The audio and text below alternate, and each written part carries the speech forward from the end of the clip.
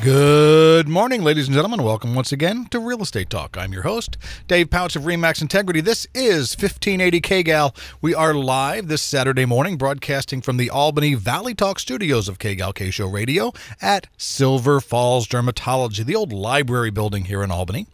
It is almost lunchtime. It's just a little after 10 right now. It's almost lunchtime. If you're hungry,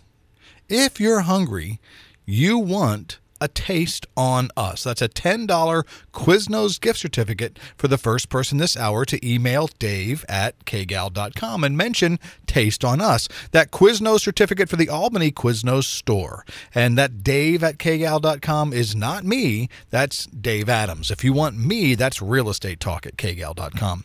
I want to take a few minutes here at the beginning of the show to remind you all, and I'm really trying to promote this program because I am so behind it. I am so supportive of this program, and I think so much about the possibilities. And that's Homes for Heroes. This is a national program. It offers rewards to our local heroes for their service when buying, selling, or refinancing. When a hero works with an affiliated real estate professional and an affiliated lender, they will receive that reward from the national organization after they close. Heroes in our community, a broader definition than you're probably thinking. Heroes in our community include active duty and retired military, police and peace officers, first responders, nurses, other medical professionals, and teachers. If you are a hero, or if you know a hero who serves our community in one of these areas, please go to or send them to www.homesforheroes.com and sign up, because service deserves its rewards. Today, listener questions. I have three really good questions. We got some good stuff to get to. One is talking about inspections and repairs. One has to do with an interesting topic. I thought this was a really interesting question. It had to do with referrals, and one about home warranties. So stay tuned. We will get to that in our next segment. But first, as always, let's start the show with a real estate showcase. I have three listings to share with you today. The first is a newer listing in the Crabtree-Scio area off Highway 226. This is a 19.7 acre property. Now, most of the acreage is in grass seed, and it's actually currently leased out on an informal lease. The home is a sprawling 1850s farmhouse that has been predominantly remodeled and updated. There is still a segment of the old house in here, but this home is now a large, almost 2,900 square foot single-story home with 5 bedrooms, 3 bathrooms, a nice open kitchen with some very nicely updated oak cabinetry, solid surface countertops. There's so much storage in this house. It's absolutely amazing. There's a huge pantry. I mean, like 8x8 pantry. There's also a separate laundry area. There's an open 2-car garage, as well as a barn and a wood shop area. The master bedroom is spacious and features a customized master suite, beautiful bathroom, some nice tile work in the bathroom. The home is probably half surrounded by a newer Trex deck, and much of that is covered for year-round accessibility. This is a fantastic home in which you can lead that country lifestyle that you're looking for. Asking price, $450,000. The address, 39764 Balm Drive. Easy to get there. Take Highway 226 to Cold Springs Road, turn right. Then take a left on Balm Drive. The property is just down the road a piece. There on your right. My second showcase listing, and I've said this before, it's kind of at the opposite end of the spectrum from the house on Balm Drive. This is a 2-bedroom, 1-bath, absolutely kind of cute as a bug home in Southwest Albany. 1239 Elm Street Southwest.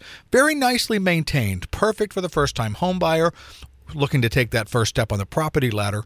Also perfect for the first-time investing. It's cheaper than renting. At $99,900 a month, your monthly payment with an FHA loan is going to be less than $700 a month, and that includes taxes and insurance. So if you are looking to buy this home as an investment, remember your down payment's going to be larger, therefore your monthly payment is going to be significantly lower. This is a positive cash flow from day one, my friends. This home has a newer roof, updated vinyl windows, and it's been very nicely maintained. Now, there is no garage, but there is alley access and a carport, so you do have off-street covered parking available. The backyard is fully fenced. The neighborhood is very close to downtown Albany and to the schools in the West Albany area. 1239 Elm Street Southwest in Albany, available now for just $99,900. My final showcase home today it's a rare home. It's a rare home because it is a beautiful home in Lebanon, priced in the $150 to $160 price range. And there's just not a lot of inventory in Lebanon right now. And this is a gem in that particular price range. There's less than 70 homes on the market today. It's worth knowing about this one, located at 495 West Ash Street in Lebanon. It's a gem. It's in picture-perfect condition. It's got tons of updates and upgrades to the cabinetry, carpet, marble tile counters, an awesome open floor plan that is perfect for entertaining. 3 bedrooms, 2 bathrooms, a fully fenced yard on an oversized lot. The home is right in the sweet spot of the Lebanon market, priced at $159,900. You want to snap this one up because I do not believe it is going to be around for long. If you want more information on any of our participating homes, send me an email. That's realestatetalk@kgal.com. If you have a question, send that in by email too, or you can go to our Facebook fan page. Easy to get there. Just go to facebook.com/realestatetalk on KGAL. I love when you participate in the show. That's the basis for shows like today, where we're covering these listener questions. It's the best way to do it. Easiest way, again, is to email me your question or post it on the Facebook page, and maybe you'll get some other commentary from some of our other listeners who pay attention to the Facebook page. We need to get some more likes. We need to get some more friends. So go to that Facebook page, hit like for me. I would appreciate if you would take just a few minutes to do that. If you are not currently working with a real estate professional and you would like a market analysis on a property, and that's whether you're looking to buy or looking to sell, send me an email. Again, the email address, realestatetalk@kgal. I'll provide that market analysis for you at no obligation. Certainly, I'd like to be on your team. That's what I do for a living. I'm a part-time radio guy and a full-time real estate professional. But there's no obligation to the market analysis, but if you're looking for an agent, here's the promise that I make. I'll be 100% on your side. I only work with one client in any real estate negotiation, so that means I'm always on your team, and that's an important way that I look at how I do this business here in real estate. So give me a call, send me an email today. And finally, this segment, if you are starting the home buying process, I cannot more strongly recommend starting it at Willamette Neighborhood Housing Services, www.nhs.org, and take the class. It's worth it. For you, my faithful KGAL listeners, if you're not currently working with another real estate agent and you want to take that class, send me an email, let me know the date you're going, and when you take the class, I'll pay the tuition for you. I do believe in Willamette Neighborhood Housing Services programs, great first-time buyer programs. We had Holly Needham and Claudine Oriani on here just not too long ago talking about some of the other programs that they offer as well. Take advantage of it. Great education, great resource. They are a nonprofit, and they legitimately are there with one purpose only, and that is to help you. So Willamette Neighborhood Housing Service is a great resource. Okay, I'm Dave Pautsch of RE/MAX Integrity. This is Real Estate Talk. We will be right back with listener questions. Welcome back to Real Estate Talk. I'm Dave Pautsch of RE/MAX Integrity. Real Estate Talk is your only resource on local radio for real estate information right here in the Mid-Willamette Valley. We are always here on Saturday mornings, but occasionally we spend a Thursday or two in the Valley Talk time slot. If you've missed a show, Adam at Santiam Communications is doing a great job getting links up to past shows. They're actually posted, I think, on a YouTube channel. And Adam's also, that's Dave Adams is doing that. Adam's getting my statistics up to date. So you can go to the KGAL website, kgal.com/real estate talk, or just click on the link for Real Estate Talk. All the information's there, market trends. I think there's data that goes all the way back to 2007. So we'd like to keep you up to date on what's going on. Today, it's Listener Question Day. And I guess I've had too many weeks in a row with guests. So today, folks, you're stuck with just me. So the first question comes from C in Scio. C writes, we just had an inspection done on a home we're buying. There were a few things on the inspection report, and our agent is recommending we don't ask for anything. Is that right? Well, C, I am not really in a position sitting here in the radio studio to second guess your agent. That may be exactly the right answer given your situation. So without knowing more information, I can't really give you the best answer specifically for your situation, but I can give you some things to measure that answer against. So first of all, when it comes to inspections, keep in mind there's no obligation on the part of the seller to make a single repair. It's a negotiation. You as the buyer have a certain amount of leverage in those negotiations because you can ask for repairs to be done. If the seller doesn't do them, you have the option of accepting the inspection report as is and continuing the transaction, or rejecting that inspection report and walking away. Certainly, if you ask for repairs, that's kind of the middle ground where you're asking them to do the repairs. And if they say no, well, again, you have the option of terminating or continuing on, depending on some other factors. Now, these options, as I said, are all in the buyer's hands. The only option the seller has is to either do all the repairs, do some of the repairs, or not do any of the repairs. Once they respond, and they can actually offer a counter proposal, the buyer gets to make that decision, continue or not continue. Now, this is where it gets complicated because in some cases, it is as much the lender as the buyer who may be the one requiring the repairs, and that's going to depend on your loan program. Now, if you have a conventional loan, generally, the inspection report is not going to have a great deal of impact from the lender's perspective. It might come up. There is at least one lender I'm aware of who's actually caused a few deals to go south because of inspections. The buyer submitted a repair addendum. The lender, more precisely the underwriter, said, "Oh, there was an inspection. We want to see the report, and we want everything on the report fixed." Well, the seller said nope, and the transaction failed. This is not a common occurrence, as I said, with conventional loans. But FHA, VA, and USDA loans are often very commonly run afoul, I guess you'd say, by the appraiser calling out material conditions. And the reason that's a problem is because the inspections were already done.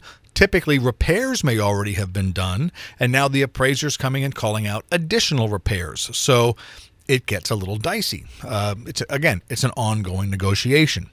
The appraisers, especially for those 3 loan programs, have their checklist. They have their guidelines that they are required to adhere to. In those guidelines are material conditions of the property that they're supposed to check. Now, for VA, one very common one is no chipping or peeling paint. Other things that typically come up are seismic straps for water heaters, cellulose debris in the crawl space, broken windows or broken window seals, missing smoke detectors or carbon monoxide monitors. If it's a manufactured home, it's going to have tie downs and an engineering certification for those tie downs, as well as what's called a HUD tag. Your real estate agent should be aware, obviously, of your loan program, and they should have a sense of what that appraiser or underwriter is going to end up making an issue. Okay, they should be prepared to review your inspection report with you and give you some sense of what items may or may not be roadblocks for the lender. Again, and that's going to come out at the appraisal. They should also be guiding you to make the decision for repairs based on their experience with those loan programs. And in fact, that's going to save you time and money. For example, if you have a list of deficiencies identified during the inspection and you don't have any of them fixed by the seller, or they're not fixed prior to the appraisal taking place, now the appraiser goes out and he or she calls out those deficiencies. Well, the seller's going to have to fix them for the transaction to continue. No fixie, no money. Okay, they agree, they fix them. Now the appraiser has to come back out and verify the repair, and that comes at an additional cost, usually between $100 and $150, and it can also delay your loan processing. So, all that said, assuming that you have a conventional loan, and these are not the issues that are in play, the second point to go back to is that this is a negotiation. What negotiation leverage do you really have? Again, if you can't put your loan out there and say, if I don't get these repairs done, I'm not going to get my loan. If it's not a condition of funding, then How much do you want that house, and are you willing to let it go over these repair items? How big are these repair items? How cosmetic are these repair items? There are so many factors that come into play there as well when evaluating your negotiating leverage. I tell my buyers they essentially have 3 possible bites of the apple in negotiating on a home. The first is up front, that price and terms, the initial negotiation. The second is at the repairs, and the third potential area at the appraisal. If you took a really big bite from the seller on those initial negotiations, is there still any goodwill remaining? Did you get all the bite you're going to get, and your real estate agent is aware of that? When you make your offer, you should keep in the back of your mind what you actually know about the material condition of the house and the valuation possibilities. Is it going to meet the appraisal? Is it priced too high? It may or may not be worth your while to keep your powder dry for those 2 follow-on negotiation periods. You've got to know that going in. I've also seen more than one transaction get a little rocky when the buyers, and again, this was in the past few years that were a driving buyer's market. But when the buyers really hammered the bejeebers out of the seller on price, then there were some material issues that came up, and the seller was likely not even aware of them. They didn't really want to go that low on the price to begin with, or maybe add in those closing costs, and now they're selling at another, $3,000 or $4,000 in repair, and they said, no way. We'd rather let it go to foreclosure. The heck with you. So some of this can be avoided by the tone of your negotiations and your approach, and sometimes it's just the way it goes. So look back at your situation. Are the repair concerns that you have significant enough that they might be an underwriting or lender-based issue? Did you negotiate hard and get a really good price up front and maybe take all the bite you're going to get? Was the tone of the negotiations overall positive or contentious? Is the appraisal value expected to come in sufficiently to make value for the transaction? Lots of questions to answer and to think about in terms of looking at those repair items. There is no requirement on the part of the seller to fix anything. The contract itself specifically has a paragraph that says you're buying it as is. So saying, well, this is a cosmetic thing, that paint is chipped over there and needs to be fixed, if those are the issues, your agent's probably doing exactly the right thing and saying, look, no house is perfect. Even brand new construction is going to have minor defects. If those items that came up are cosmetic and not material, recommendations by the inspector, not safety issues, the right answer may be not to ask for repairs. So, lots to think about. One last little twist. If the negotiations did get a little steamy, and there are going to be appraisal issues, it could be a good strategy to make sure that the blame, I'm putting finger quotes up here, air quotes, that the blame for repair requests comes from the appraiser and the lender rather than from you. I've had deals where it was absolutely worth that extra $100 or $150 for a follow-up appraisal to have our hands as buyers clean when it came to negotiating those repairs. The ability to sit there and go, no, we love the house. We didn't ask for those things when it was called out in the inspection, but, the appraiser's making us do it, so can you please? The seller might be a little more willing to pony up and take care of that if they are able. So lots of things to think about. It is a negotiation, and it may be the right answer, and it may not, but talk it over with your agent. I just try to give you some yardsticks there that you can use to measure that answer. Okay, we're doing listener questions today. We will start our next question, which is on referral fees, when we come back. I'm Dave Pautsch of RE/MAX Integrity, and you are listening to Real Estate Talk.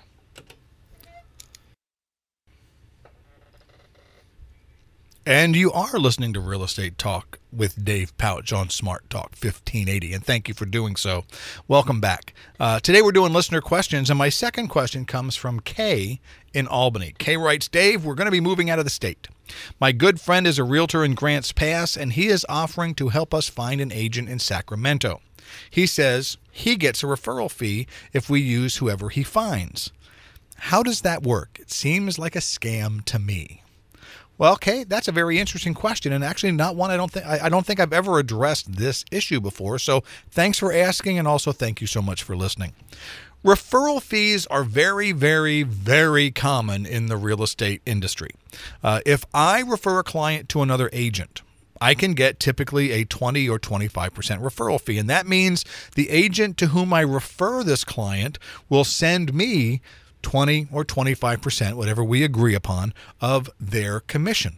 Well, why in the heck would they do that? Well, first of all, it's business. And 70 or 80% of something is better than 100% of nothing. Okay, so we do refer business around. If I can't take care of one of my clients for some reason because they're leaving the area, I want to find somebody who's going to do a good job taking care of them for me. Referral business is really the most reliable type of business to begin with. In real estate, one of the things that we as real estate professionals have to do is build our business. And that means meeting people, trying to build rapport and get them to engage with us as our clients. Okay, it's just part of the job. So if someone, another real estate agent, sends a client to me and says, Dave, please help this person, I have a certain amount of confidence that they're going to be loyal to me, more so than somebody maybe that I just met at an open house or that called me off of one of my signs, that I can count on the fact that this person is going to be loyal and work with me, and they can be confident in return that I'm going to go over and above working for them because my reputation is at stake, not only with them as my clients, but with that agent that referred them to me. So it is kind of a win-win situation. I can be sure, as I said, that we'll fit together, that I'll have a client that I can count on and they can count on me. So it's a great thing. So here's a little insight into the mind of the real estate professional for you. Bottom line, referral fees are a common practice for a very good reason. If you were my friend or my client and you were relocating, it would be a pleasure for me to help you find an agent in the area to which you are relocating. I would use a lot of the resources that I have. Maybe I know an agent there. I mean, I've met lots of agents from around the country, be going to the RE/MAX conventions that I've attended. So I may already know a great agent or two in that new area who I'm pretty sure is going to work well with you.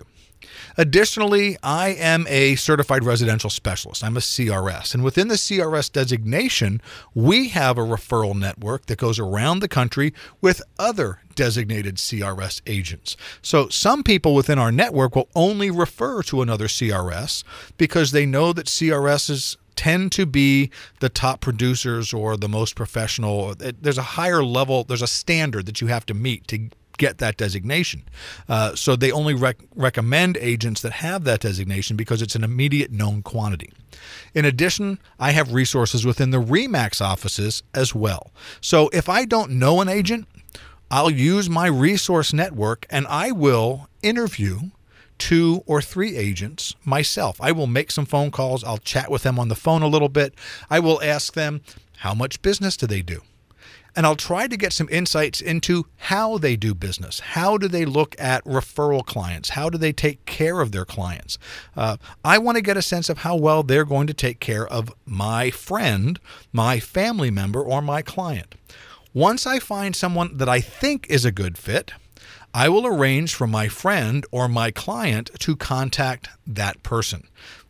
Once they talk to them and I make sure it's a good fit, that they like the agent, then I'll send out what's called a referral form. And then if and when my people close on their transaction, that agent's going to send me a referral fee. So I've worked this from both sides, both as an agent finding another agent for my friends and being the agent that another agent out of the area has found, and I happily pay that referral fee out. As a matter of fact, right now, I currently have 3 different clients that I am working with that I met because of agents out of the area who either knew me or knew of me, and they sent their clients to me because they believe that I will take great care of them, and I work very hard to do that. So it is not a scam.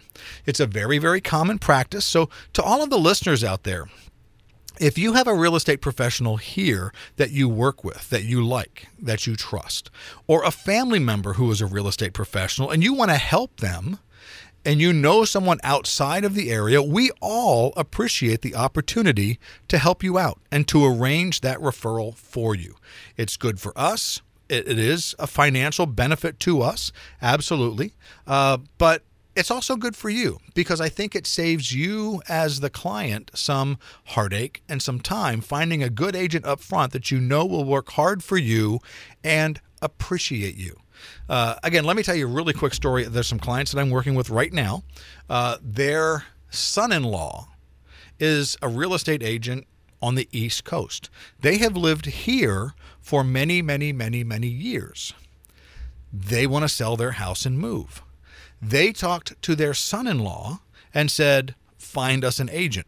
They could very easily have just gone online here in the area and found their own agent, and they may have found me. Actually, I think they did give him my name as somebody to call. But this agent from New York called me, interviewed me on the phone, and decided to give me the opportunity to meet with his in-laws. And I'm so very thankful that he did that. I was able to go out and interview directly with the clients then. I earned the listing. We actually have the house under contract right now, and I will pay that referral fee back to the agent in New York State. I can only pay referral fees to other licensed real estate entities. Okay, unfortunately, the way the Oregon law is written, I can't pay my wife a referral fee, for example, if she sends me a client. I can only pay to another real estate agent.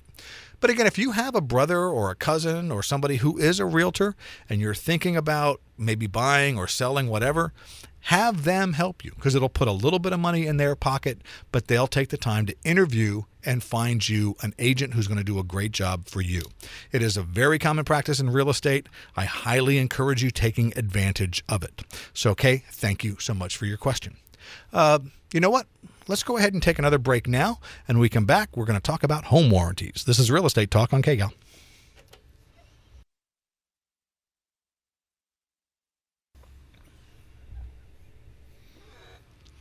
Welcome back to Real Estate Talk. I'm Dave Pautsch of RE/MAX Integrity. Today we're doing listener questions. We've talked about referral fees, which really was an interesting, I think, an interesting question. And I thank you for that. We've talked about home inspections and repairs, and now we're going to talk about home warranties. My final question is from CR in Albany. CR writes, I saw a commercial the other day with Anthony Sullivan about home warranties. I also saw a reference to a 1-year home warranty on a real estate sign. Can you explain how these work and are they worth it? CR, again, thank you for the question. A home warranty is originally, think of it this way, it was a marketing tool.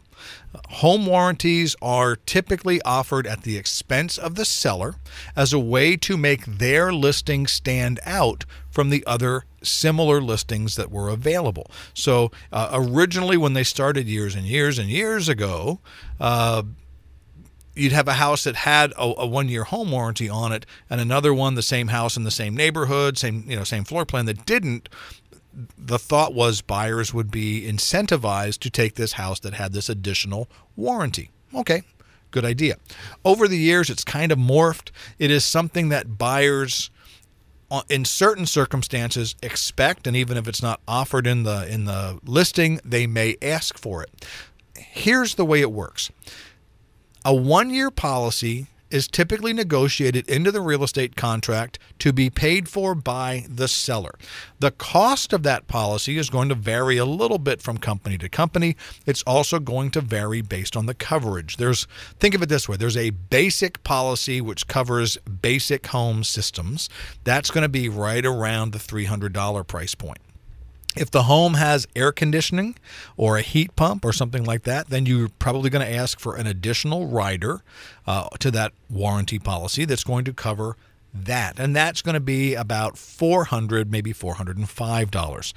Again, the idea is that you're getting the seller to pay for this. And if you have that warranty in place, and one of the covered systems or components fails during that first year, you call the home warranty company, they send out a technician, you pay a service fee, and that service fee is probably $65, $55, $65, $70, something nominal, I guess. It differs with companies, and it can be maybe more, but that tradesperson will come out. They will repair or replace the broken system or component. Your cost, just the service fee. So the water heater, typically covered. Your water heater goes out in the first year that you own the home. You pay $60. The guy comes out, fixes it or replaces it, and you've now gotten a $500 repair. You paid $60. That warranty was worth it for you. For sellers, there are also policies out there that will protect and cover you during the listing period as well. So some of the items that may come up during inspections also could be covered, and you're going to pay one service fee per trade line. So if you have 4 plumbing problems, you're going to pay $60 one time for a plumber to come out and fix all 4 of those problems. Again, as long as the components or systems are covered.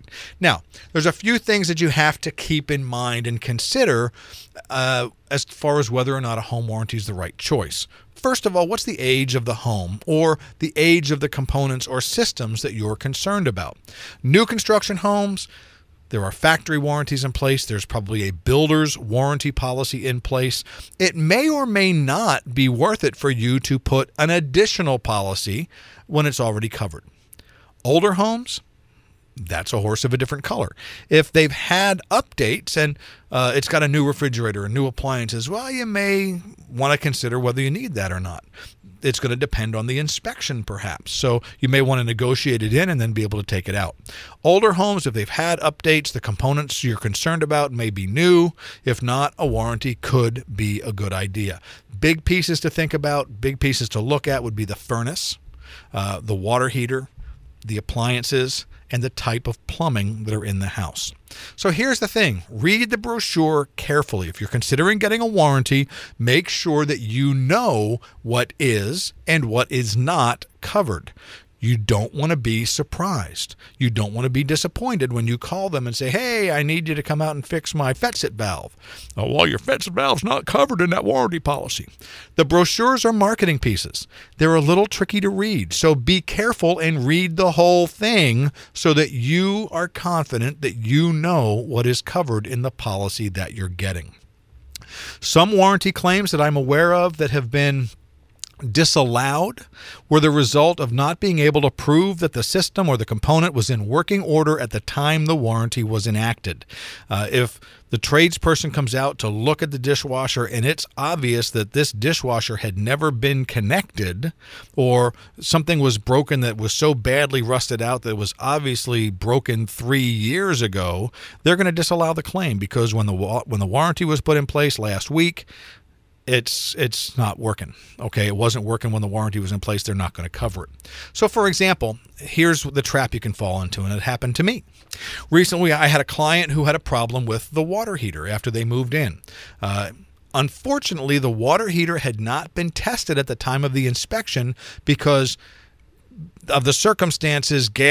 The natural gas was not turned on to the house, so they couldn't get the water heater turned on. They couldn't document that the water heater was working properly, so any repair would likely not have been covered. Now, thankfully in that situation, we figured out that it was the cutoff valve of the gas to the water heater itself. We turned it on, the water heater worked, everything was fine. Now we knew it worked, now it would be covered, okay?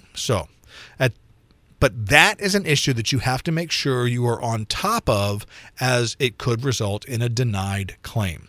Now, many, I'm not sure if all, but many of these warranty programs are renewable as well at typically the original subscription price. So if you have a $299 basic warranty, at the end of the first year, you could renew it for an additional year at that same $299 price. For home investors, for real estate investors who own rental properties, there are also warranty programs out there that you could take advantage of for rental properties. They're a little bit more expensive, but if you have a property that's coming up on it, everything's working now, but it's coming up on needing some updates, a home warranty might be something for you to look into. Home warranties, they can be applicable talk it over with your real estate agent as to whether or not it is correct for the property that you are purchasing or the property that you are selling. Because again, as a seller, you could be covered as well, and that's not a bad thing to do. So it is an option. It is a good option for some people. Make sure that you read the brochure. Make sure that you're going in with your eyes open, especially if you're buying additional coverage. And some of the additional coverages that are out there that you could include would be for uncovered systems like washers and dryers, septic tanks. There are some limitations on what the coverage is, and there are additional upgrades. I mean, you could potentially spend just a ton of money on a home warranty, and at some point it may become not worth it. But at some point, if there are things you're concerned about in the house, you can add specific item coverage based on the riders that are available, and the cost of those additional riders is going to be anywhere from $35 to $100 a year in coverage. So again, do your homework, do your due diligence, check it out. They do have a lot of applicability in the real estate market, and they can be a very good thing. So I hope that answers your question. Great question. Thanks to all of you. Thanks to all of you who listen to Real Estate Talk and send your questions in. It's one of the things that keeps this show going, and I hope makes it interesting for you. We're going to take our last break, and when we come back, it'll be time for this week's Real Estate Market Update. This is Real Estate Talk on KGAL. Welcome back to Real Estate Talk. I'm Dave Pautsch of RE/MAX Integrity. We're going to finish up with the market update today. We'll begin in Corvallis, where inventory is up just one from the last report. Today, 122 active listings. Average asking price, $368,530. 103 homes have sold in the last 3 months. That is a move up of 8 from last week. Currently, 3.55 months of inventory is available. The median sold price in Corvallis is down today at $259,000 even. Average $157 and a penny per square foot. On average, homes are spending 97 days on the market for listing to close of sale in Corvallis.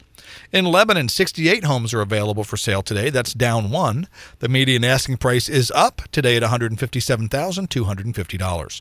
In the last 90 days, 38 homes have sold. That's up 1 from the last report. The median sold price is flat. Actually down slightly, at $124,500 or $92.89 per square foot. Homes average 119 days on the market from listing to close, and there's currently 5.37 months of inventory available.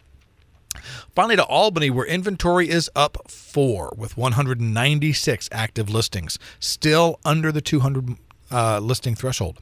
The average asking price in Albany is up today at $216,265.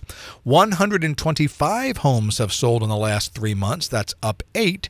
The median sale price, however, is down slightly today at $163,950.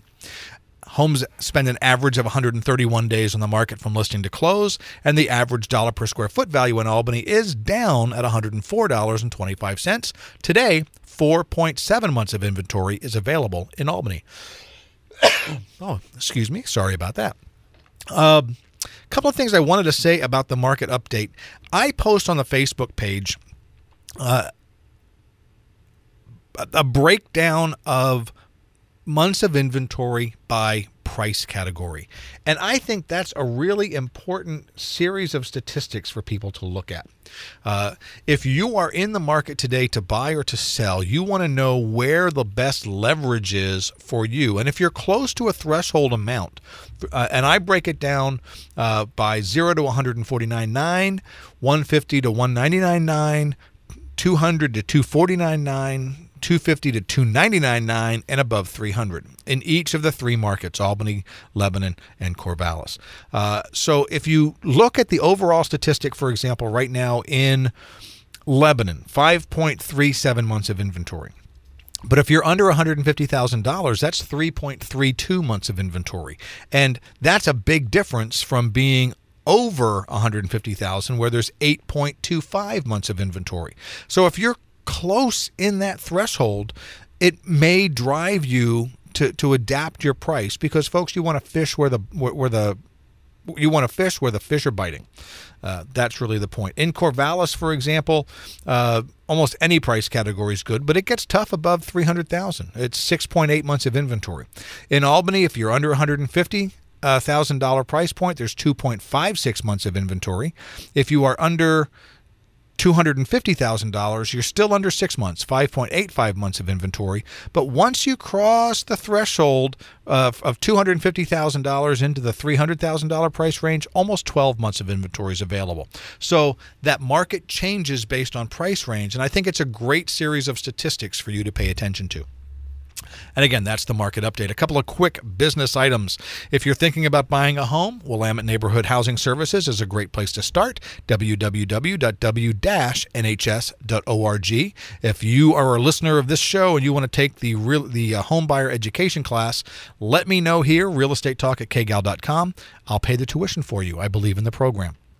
Finally, I want to remind you again about Homes for Heroes. Homes for Heroes offers rewards to local heroes for their services when buying, selling, or refinancing.